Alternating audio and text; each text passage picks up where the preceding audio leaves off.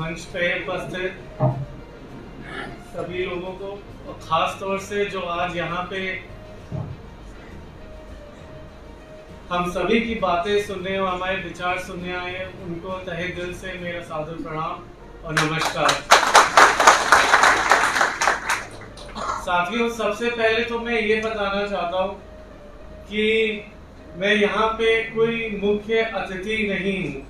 मैं यहाँ पे, आप भले ही कहना चाहें तो मैं यहाँ पे मुख्य साथी बन के भले ही मैं बैठ सकता हूँ या आ सकता हूँ, मैं कोई मुख्य अतिथि नहीं हूँ।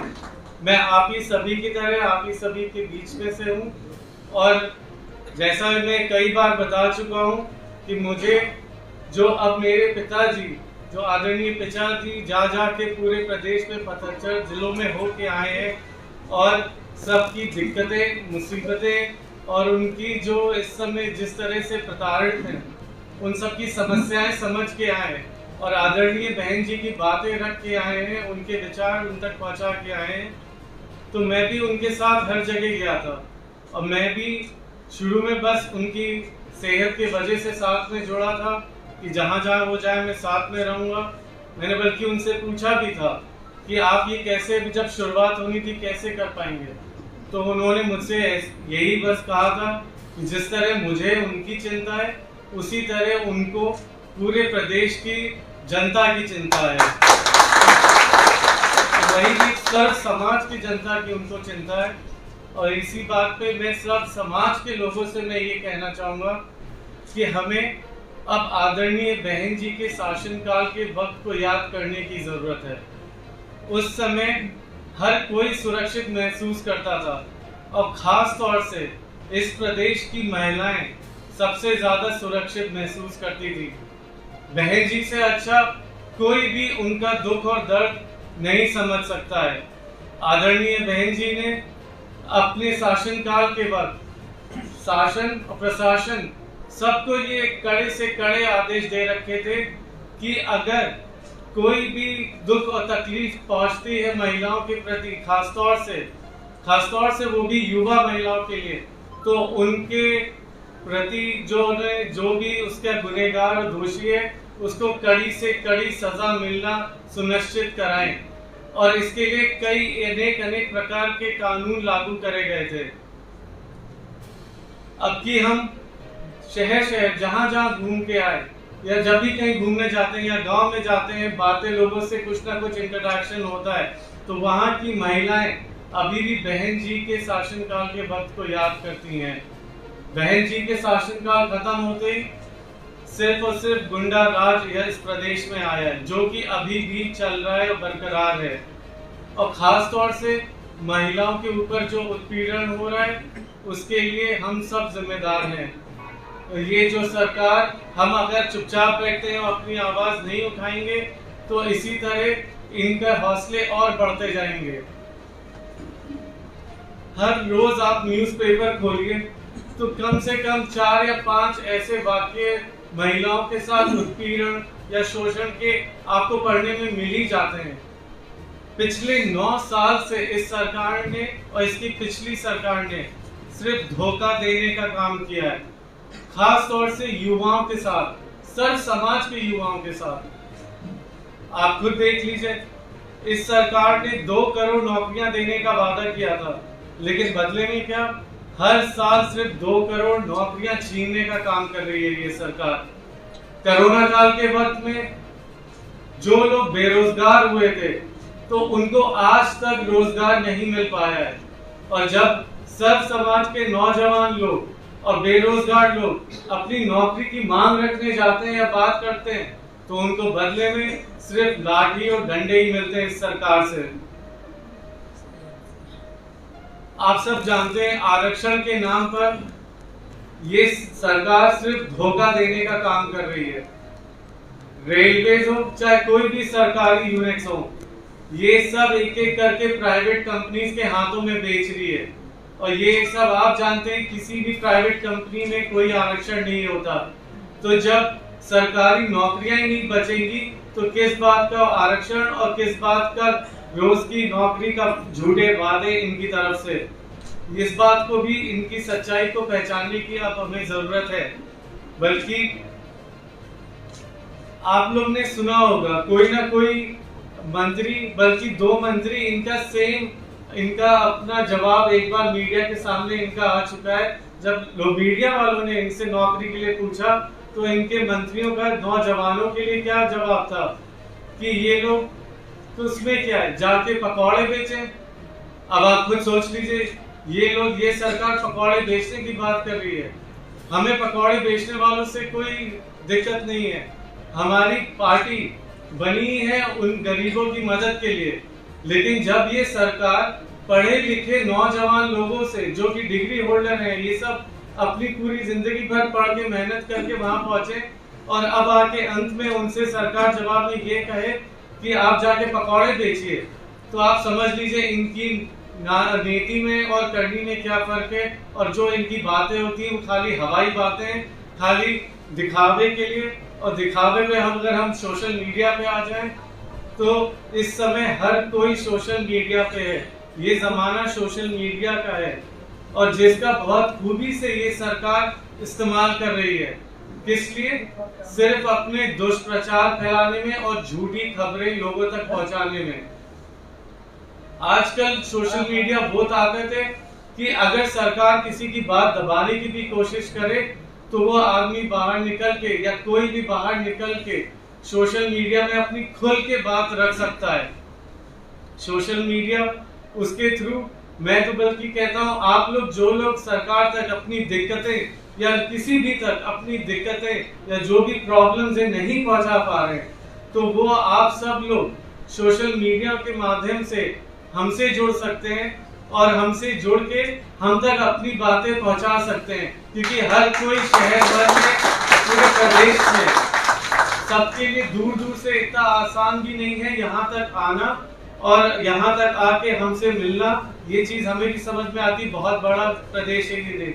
लेकिन इस प्रदेश के मैं सभी लोगों से ये कहना चाहूंगा कि सोशल मीडिया के माध्यम से आप हमसे जुड़िए और अपनी सारी तकलीफें या बातें आप उसमें खुल के अपनी रख सकते हैं। और इस चीज की मैं आपको गारंटी देता हूं कि आपकी सारी तकलीफें नोट करी जाएंगी और जब आपकी सरकार और बसपा की सरकार बनती तो एक एक तकलीफ को ध्यान में रखते हुए लोगों की उसका पूरा से पूरा अच्छी तरीके से समाधान निकालने की और उसका पूरा उपचार निकालने का प्रयास किया जाएगा।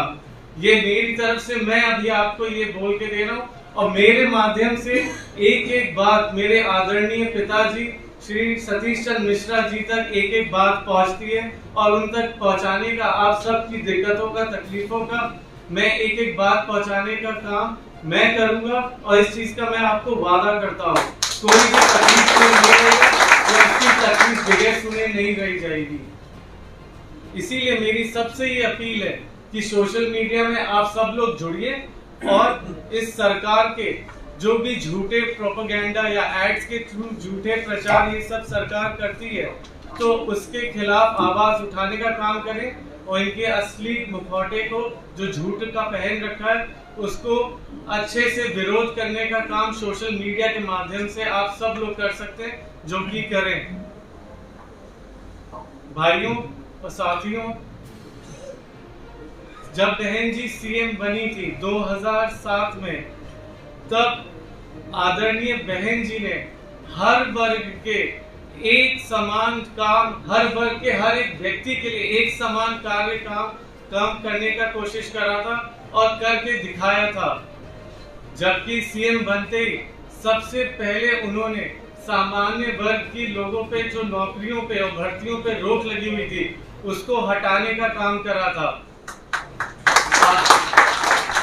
आदरणीय बहन जी ने 1 लाख सफाई कर्मचारियों को नौकरियां दिलाई थी और उनको रोजगार दिलाया था।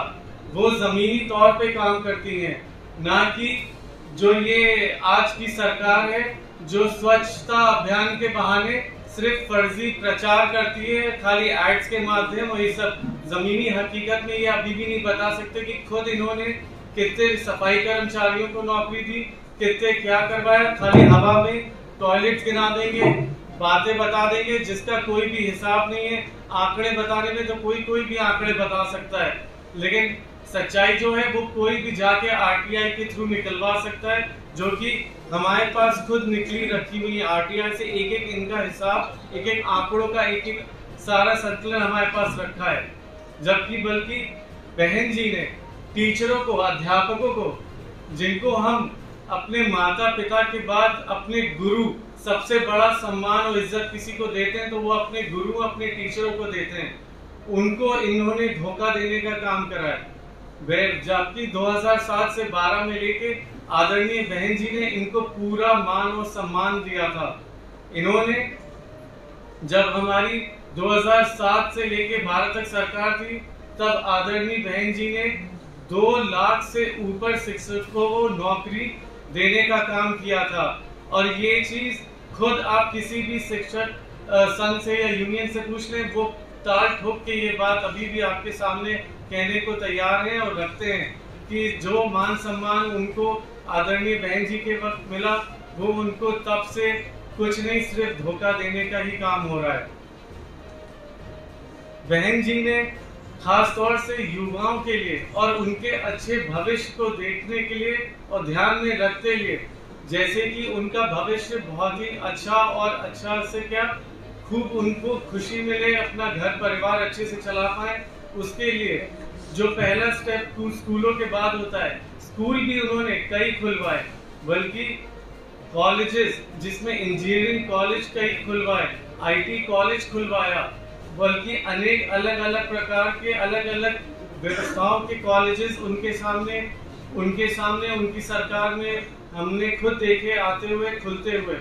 और जिसका अब लखनऊ से, ज़्यादातर आप लोग लखनऊ से हैं, तो सबसे बड़ा तो आप लोग यूनिवर्सिटी आप जानते होंगे कि डॉक्टर शकुंतला मिश्रा यूनिवर्सिटी के नाम से एक यूनिवर्सिटी है, जो कि विश्व में अपने में ही एक प्रकार की अलग प्रकार की यूनिवर्सिटी है, जिसके जैसी कोई और पूरे विश्व में यूनिवर्सिटी नहीं है। क्योंकि उसमें आदरणीय बहन जी ने ये सुनिश्चित करा कि 50% कोटा, 50% सीटें जो फिक्स हैं वो विकलांग जनों के लिए हैं, और 50% जो नॉर्मल लोग हैं उनके लिए है। क्योंकि जो विकलांग हैं उनको हम लोग डिफरेंटली एबल्ड मानते आए, कहते आए, क्योंकि हम लोग उनके साथ 20-25 आदरणीय पिताजी तो उनके साथ 30-35 साल से जुड़े और उनके लिए सामाजिक कार्य करते आए, के कोर्टों में केसेस उनके लिए लड़ते आए। तो उसी चीज को मानते हुए, इज्जत देते हुए आदरणीय बहन जी ने हमारी आदरणीय दादी के नाम पे ये यूनिवर्सिटी पूरी खोली, जो अपने, मैंने जैसे बताया, विश्व में अपने में खुद एक प्रकार की यूनिवर्सिटी है। आप सब जानते हैं कि बहन जी ने युवाओं के लिए खासतौर से जो रुचि उनकी स्पोर्ट्स के क्षेत्र में होती है, खेलकूद के क्षेत्र में होती है, उसको ध्यान में रखते हुए अपनी सरकार के वक्त कई योजनाएं लाई थी, जिससे युवाओं को, जिसको उनमें रुचि है, उसमें बढ़ावा मिल पाए। उन्होंने कई स्टेडियम, कई योजनाएं शुरू करी, कई फुटबॉल ग्राउंड, क्रिकेट ग्राउंड इधर खोले। खासतौर से एक बात है जो बहुत लोगों को पता नहीं होगी, क्योंकि उस चीज को लेके पिछली सरकार अपनी पीठ थपथपाती है। लखनऊ शहर में जो एकाना स्टेडियम है, क्रिकेट स्टेडियम, वो प्रोजेक्ट आदरणीय बहन जी के द्वारा लाया हुआ था। और उस जमीन को एक्वायर करके उस स्टेडियम के नाम अलॉट करी गई थी, और उसके बगल में जो एक मॉल खुला है, और बल्कि एक उस जमीन के बगल में एक होटल भी प्लान था जो खुलने वाला था। ये पूरा डेवलपमेंट प्रोजेक्ट बनाया था, और मैं इस बारे में इतने अच्छे से कैसे जानता हूँ, क्योंकि ये सब आदरणीय बहन जी के आदेश के बाद मेरे पिताजी के नेतृत्व में ही हो रहा था, और उसी समय उन्होंने ये कार्य करा था। लेकिन सरकारें बदली, और बाद में जब ये काम चलता रहा तो फिर उसका श्रेय किसी और ने लिया जब ये पूरा खत्म हो गया। लेकिन खैर, हमें खुशी बस इस बात की है कि ये नई चीज डेवलपमेंट आई और बनी, और इससे लखनऊ के शहर वालों को का नया नाम और भी रोशन हुआ है। क्योंकि इससे पहले तो लोग क्रिकेट के नाम पे खाली यूपी में कानपुर शहर में जाते थे, जहाँ का स्टेडियम खाली इकलौता क्रिकेट स्टेडियम था जहाँ इंटरनेशनल मैचेस होते थे। लेकिन इस बात की खुशी है, मैं इस पे कोई ब्लेम गेम नहीं डालना चाहूँगा कि हमने इंट्रोड्यूस करा या अगली सरकार ने उसको खत्म करा। बस इस चीज़ का गर्व है कि विश्व स्तर का इतना बड़ा स्टेडियम यहाँ पे आज लखनऊ में है, जहाँ पे आप इतने बड़े युवाओं के लिए खासतौर से जहाँ पे जाके अपने मैचेस खेल सकते हैं और खासतौर से इंटरनेशनल लेवल पे अब मैचेस यहाँ पे हो रहे हैं। और इसी स्पोर्ट से रिलेटेड आप लोग को पता है कि एशिया का बहन जी के कार्यकाल के वक्त एशिया का 8वां और इंडिया का एक लौता सबसे बड़ा F1 रेसिंग ट्रैक नोएडा में बनवाया गया था, वो हमारे कार्यकाल के वक्त हुआ था। और जब पहली रेस उसमें हुई थी तब खुद आदरणीय बहन जी ने जाके उसके विजेता को अपने हाथों से प्राइज डिस्ट्रीब्यूट करा था और अपनी ट्रॉफी दी थी। इस प्रकार बहन जी ने जब जब मौका मिला है तो युवाओं को जहां जहां बढ़ावा दे पाए, प्रोत्साहन दे पाए, तो उन्होंने पूरी कोशिश करी है बढ़ावा देने की। और मैं ये गारंटी लेता हूं क्योंकि मैंने खुद देखा है कि अगर हमारी सरकार आई तो सबसे ज्यादा अगर किसी के लिए बहन जी जो इस समय परेशान है और हमारे आदरणीय पिताजी जगह जगह शहर शहर जा जाके जो इतना बेहतर जा जाके उनकी दिक्कतों को समझ रहे हैं, तो वो सिर्फ और सिर्फ खासतौर से आने वाली इस पीढ़ी, इस जनरेशन और इस जनरेशन के युवाओं के लिए है, क्योंकि हमारा कल आप ही लोग हैं और कोई नहीं है। हमारा देश का, प्रदेश का फ्यूचर सब आप युवाओं के हाथ पे है। बल्कि बहन जी के कार्यकाल के वक्त आप सब ने जानते हैं कि आगरा से दिल्ली को जोड़ने में जो पिछले 5 घंटे लगते थे पहले के दिनों में, तो आदरणीय बहन जी द्वारा यमुना एक्सप्रेसवे बनवाया गया, जिससे अब इस प्रदेश की जनता आगरा से दिल्ली जो इस शहर का के बाद इस देश का दिल्ली कैपिटल है, उसको जोड़ने के लिए अब खाली मात्र 2 घंटे का वक्त लगता है। और जो चीजें दिल्ली कैपिटल से जोड़े स्टेट को, लखनऊ को, अब लखनऊ से मेरे ख्याल से ज्यादा 5.5-6 घंटे आपको दिल्ली पहुंचने में नहीं लगेंगे, जो अब मुश्किल से पहले आपको 6 घंटे 5 घंटे लग जाते थे आगरा से दिल्ली पहुंचने में।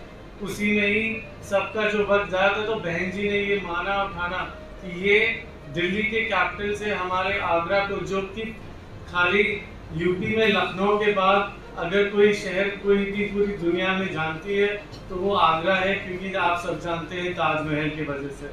और उसने लखनऊ के शहर में जो यहाँ पे नाम रोशन करा है और यहाँ के लोगों ने जो उत्साह ऊर्जा है, उससे ज़्यादा उसके बाद कोई अगर मानी जाती है तो वो आगरा का नाम मशहूर है। तो इसीलिए ये ठान लिया था कि उसको दिल्ली कैपिटल से हम जोड़ेंगे।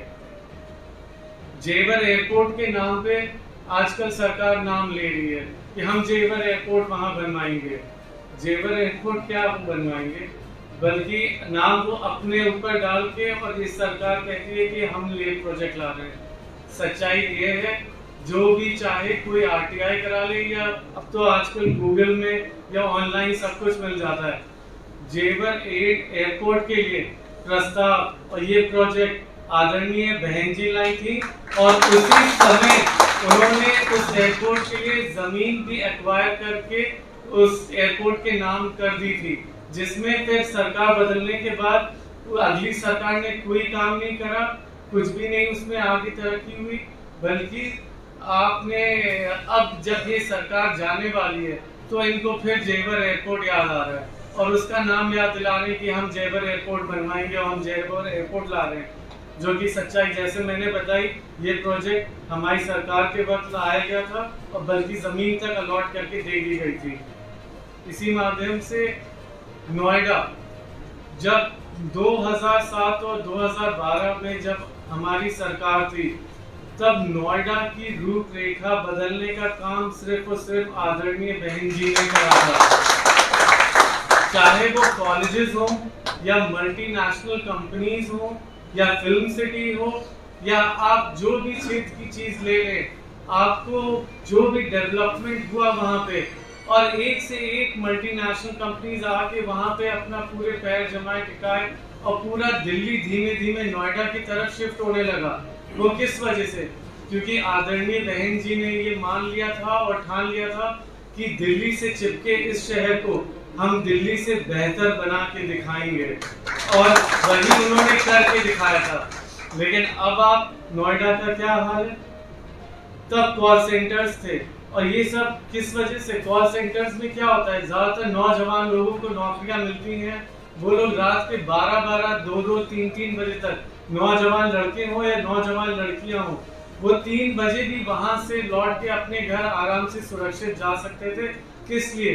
क्योंकि लॉ एंड ऑर्डर जो बहन जी ने वहां सुनिश्चित करा था, तो उनको भी पता था, उनको कोई उनका बाल भी पाका नहीं कर सकता है, चाहे वो जिस समय, खासतौर से महिलाएं भी रात को 3 बजे भी ऑटो लेके उनको घर जाना पड़े काम करके, तो वो बेहिचक बेडर वो अपने घर जाती थी और जाया करती थी। लेकिन 2012 के बाद क्या हुआ है आप सब जानते हैं, वहां पे डेवलपमेंट के नाम पे कोई काम नहीं हुआ है। और जबकि इस सरकार और इससे पिछली सरकार की एक देन है, जिसके वजह से नया शहर खड़ा होके आ गया है जो दिल्ली से चिपका है, उसका नाम गुरुग्राम है। वो सिर्फ और सिर्फ गुरुग्राम, जो पहले गुड़गांव के नाम से जाना जाता था, अब वो साइबर हब बन गया है। अब सारी मल्टीनेशनल कंपनीज, सब कोई, अब जो भी देखो सब वहीं पे काम शुरू कर रहे हैं, वहां पे एस्टैब्लिश हो रहे हैं। किस वजह से? क्योंकि इस सरकार ने उसके बाद नोएडा में कोई डेवलपमेंट होने ही नहीं दिया। उन्होंने नोएडा में किसी मल्टीनेशनल कंपनीज को कोई प्रमोशन, कोई सहायता, कोई सपोर्ट ही नहीं दिया। तो किस वजह से वहां पे डेवलपमेंट होएगा, जब ये सरकार ठान के बैठ जाए कि हमें वहां पे कुछ करना ही नहीं है, और जो भी बहन जी ने वहां पे करा तो कर दिया, अब हमें वहां से कोई मतलब नहीं है। तो इस टाइप की मानसिकता इस सरकार की, इससे पिछले सरकार की थी, उसी वजह से अब नोएडा का हाल देख लीजिए। लेकिन मैं ये आपको सुनिश्चित करना चाहता हूँ, मेरे आदरणीय पिताजी ने भी ये ठान लिया, आदरणीय बहन जी ने, कि अगर पहले ठान चुके हैं हम लोग और करके दिखा चुके हैं, तो फिर से नोएडा को हम सरकार आने के बाद दिल्ली से ज्यादा बेहतर शहर बना के दिखाएंगे। और खासतौर से वहाँ की लाइफस्टाइल, जो युवा लोग दिल्ली में मोस्टली जो खासतौर से अट्रैक्ट होते हैं दिल्ली की लाइफस्टाइल की वजह से, और मोस्टली गुड़गांव जा रहे हैं, तो ये मैं सुनिश्चित करता हूँ कि अब दिल्ली गुड़गांव को भूल जाएंगे। दिल्ली गुड़गांव के खुद के लोग, जब हमारी सरकार आएगी, हर चीज में, हर फील्ड में नोएडा नंबर 1 शहर एनसीआर का बन के निकलेगा। साथियों, भाजपा सरकार सिर्फ न्यूज़पेपर के फ्रंट पेज में एडवर्टाइजमेंट देके, अपनी अच्छी अच्छी तस्वीरें छपवा के, सिर्फ और सिर्फ अपना झूठा प्रसार और अपना झूठे वादे यही सिर्फ करती आ रही है, जिसके लिए अभी भी करती है। आप लोग रोज पेपर उठा लें, खासतौर से जब से अब इलेक्शन पास आ गया है, आप डेली उन्हीं के पहले पेज पे, और मैं जानता हूं कि एक पेज में इतना बड़ा आर्टिकल भी देने में कितने पैसे लगते हैं। और ये आरटीआई में आप दिखवा लीजिए, निकलवा लीजिए, ये तो वैसे न्यूज में है, हर गूगल में मिल जाएगा कि ये सरकार 300 करोड़ रुपए हर महीना खर्च कर रही है सिर्फ और सिर्फ अपने विज्ञापन छापने में। और अभी से नहीं, पिछले 5 साल से करती आ रही है, सिर्फ अपने विज्ञापन, अपने प्रचार, अपनी होर्डिंग, अपने पोस्टर, यही सिर्फ लगवाने में और दिखाने में कि हमने ये करा, हमने वो करा। और सोचिए, अगर एक महीने में 300 करोड़ खर्च कर रही है, तो एक साल में 3600 करोड़ रुपए, और पिछले 5 साल में कितने कर चुकी होगी, ये आप खुद कैलकुलेट कर सकते हैं। अगर एक साल में जो 36 करोड़ रुपए खर्च कर रहा है, उसी की जगह अपने खाली विज्ञापन और प्रचार, वो भी झूठे प्रचार करने में, तो उसी की जगह अगर वो अपनी उसी पैसे से लोगों को रोजगार दिलाने में मदद करता, नौजवानों को नौकरियां दिलाने में मदद करता, लोगों के बिजनेस जो कोरोना काल में खासतौर से प्रभावित हुए उनको मदद करने की कोशिश करता, हेल्थ सेक्टर में जहां पे हेल्थ वेल्थ इतनी लोगों की कोरोना काल में, कोविड काल में आपने भी देखा हेल्थ की क्या छीछा लेदर हेल्थ सेक्टर की इस प्रदेश की हुई है, कुछ संभाल नहीं पाए। इन सब चीजों में अगर ये महीने के 300 करोड़ और साल के 3600 करोड़ लगा देता, तो शायद इनको ये झूठे प्रचार करने की और झूठे एडवर्टाइजमेंट देने की जरूरत ही नहीं पड़ती, क्योंकि काम बोलता है। अगर काम करा होता तो इनका काम दिखता, और फिर इनको इस तरह अखबारों में, ये प्रिंट मीडिया में और न्यूज चैनलों में इतने पैसे, करोड़ों के भाव में इतने पैसे लुटाने की जरूरत नहीं पड़ती। इसी वजह से मैं कहना चाहता हूँ अब आपको इनको असली चेहरे को पहचानने की जरूरत है और इनके असली चेहरे के साथ साथ इनके झूठे मुखौटे को उखाड़ के फेंक देने की जरूरत है। अगर हम सब, खासतौर से युवा लोग, बात 1 से 5 में बात करें, 5 से 10 में, 10 से 100 में, इसी तरह कर करके मुट्ठी बनती है और ताकत मजबूत होती है। और हमें अपने नहीं, बहन जी की ताकत मजबूत करनी है ताकि वो आए और 5वीं बार इस प्रदेश की मुख्यमंत्री बने। वो खुद के लिए नहीं मुख्यमंत्री बनना चाहती, वो इस प्रदेश की जनता के लिए, इस प्रदेश की युवाओं के लिए, ताकि वो आके उनकी मदद कर पाए। इस वजह से अब उनको लाना इतना जरूरी है कि वो आके आपकी मदद कर सकें। तो हमें यहाँ से अब प्रण लेके निकलना है कि अब हम बगैर आदरणीय बहन जी को 5वीं बार मुख्यमंत्री बनाए चुप नहीं बैठने वाले हैं। और कोई भी सरकार हो, चाहे कहीं भी, कोई भी आपको दबाने की, खासतौर से युवाओं को और महिलाओं के लिए भी मैं कहना चाहूंगा, आप सब लोग हैं, आप सबके घर में माँ है, बहनें हैं, बेटियां हैं, आपको सबसे ज्यादा उनकी चिंता भी होनी चाहिए। कोई भी अगर किसी को दबाने की कोशिश करता है इस सरकार की धौंस देके या उसका अपनी ताकत दिखाने की, तो उससे अब दबने की जरूरत नहीं है। आपको खाली उसको पलट के ये बोलना है कि आदरणीय बहन जी आ रही हैं। वो खुद ही छुप के अपने घर में कहीं दिल में डर के बैठ जाएगा। अब आपको आपकी ताकत पता है और सबकी ताकत आदरणीय बहन जी हैं और हमें उनकी ताकत बनना है। तो इसी बातों के साथ मैं आप सबसे यही कहना चाहूंगा कि आप लोगों ने यहाँ सबकी बातें सुनी, मेरी बातें सुनी, तो ये यहीं छोड़ के नहीं जाना है, अपने साथ लेके जाना है और जगह जगह, घर घर, जिन जिन लोगों तक आप ये बातें पहुंचा पाए और आदरणीय बहन जी का संदेश पहुंचा पाए, तो उसी से मुझे लगेगा कि हम सब की मेहनत और मेरे पिताजी की मेहनत, जो पूरे प्रदेश में 75 जिलों में जा के वो लोगों की दिक्कतें समझ के आए और आदरणीय बहन जी की बातें रख के आए, तो तभी वो सफल हो पाएंगी। तो इसी बातों के साथ मैं आप सबसे आज्ञा चाहूंगा। जय भीम, जय भारत, जय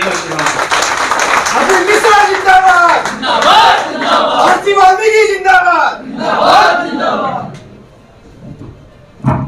बहुजन विचारधारा को घर घर तक पहुंचाने के लिए हमारे YouTube चैनल को सब्सक्राइब करें, लाइक करें, कमेंट करें, शेयर करें और बेल आइकन की घंटी दबाना ना भूलें।